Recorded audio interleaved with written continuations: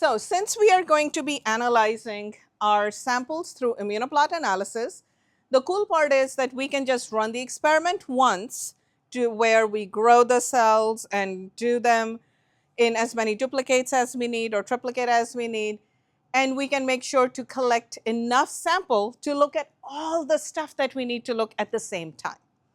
And so we want to make sure that while we are setting up the experiment, we take into account as many of the questions as we can so that we are able to examine as many aspects at the same time without having to redo it again and again. So for that reason, we're going to set up our first experiment, keeping in mind the positive and negative controls. We're going to have to start with just some untreated cells. So for now, we are starting with our cancer cells. And for each cell line that we're going to be using, we would have the same treatments. We could also have cancer cells and normal cells to see if you also see the same type of effect in normal cells. Looking at the biology, we did not see any detrimental effect of the drug on normal cells. So you wouldn't expect it to be there, or you wouldn't expect it to be the same way. But for first time, we will just start off with just the cancer cells to kind of look at the cells themselves. So you have untreated cells. Then we are going to have our treated cells. And so you will have your P2 treated cells. Then you are going to have a couple of different dosages. And that's just going to allow us to see if there's a dose-dependent effect or if there's a needed minimum drug dosage before the effect can be seen. So we are, for now, just doing a low and a high. We could also do low, medium, and high if needed. Then we are going to have some important controls. So the first control is going to be a PRMT known inhibitor. And the one that we're going to use is MS-023, and this one is just a general inhibitor. It will shut down any PRMT. So it's going to have a very profound effect. You'll be able to see it very quickly and very easily. And then another one, because we have this cool autophagy response, we're going to do is MG132, which is also going to be our autophagy and apoptosis positive control.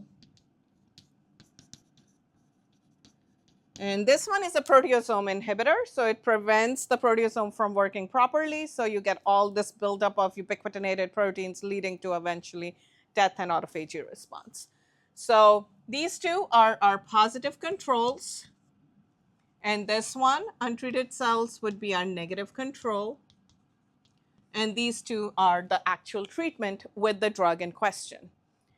Now, this one does actually have, we have 5 samples. If we set it up, sometimes, when we think about the experiment, we're like, oh, we can set this up in a 6-well plate, let's say. So I can actually have up to 6 samples, which means I can have a medium as well. So why not? Let's go ahead and do that. That's literally how I sometimes come up with these. Because sometimes you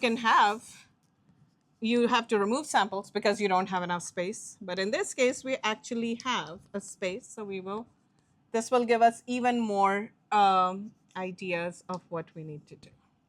So we will have a 6-well plate, untreated. We will have our MS-023, MG132. And then I'm going to have my P2 low, medium, and high. And for each time point that you want to do, you would set it up the same way.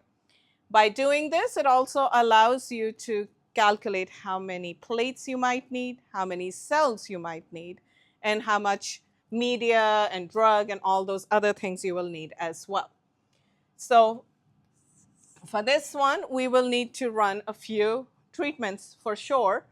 Because we don't know exactly how long it takes for the drug to work yet, it's probably best to run a time course, right? So we are going to have one plate separately. That's going to be our 0-hour untreated control.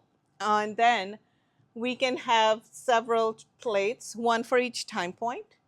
So we'll have 1, 3, 6, 12, and 24 hours. That's 1, 2, 3, 4, 5 plates that you would need.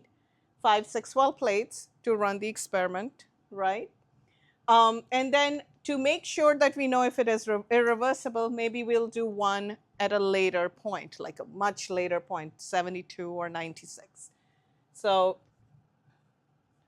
we can decide which one we want to do. That's going to be, so 6 total 6 well plates. Now, sometimes, you set it up and this is what ideally we would like to do, but then it turns out we don't have enough drug or we don't have enough cells or media. And then you could always come back and modify, but you should always have a design for what you would like to do in an ideal world in a complete manner. And again, because in our case, our drug is specific to cancer cell, ideally we would be running it both in cancer and a normal cell line control, so that you can actually compare them as well over time.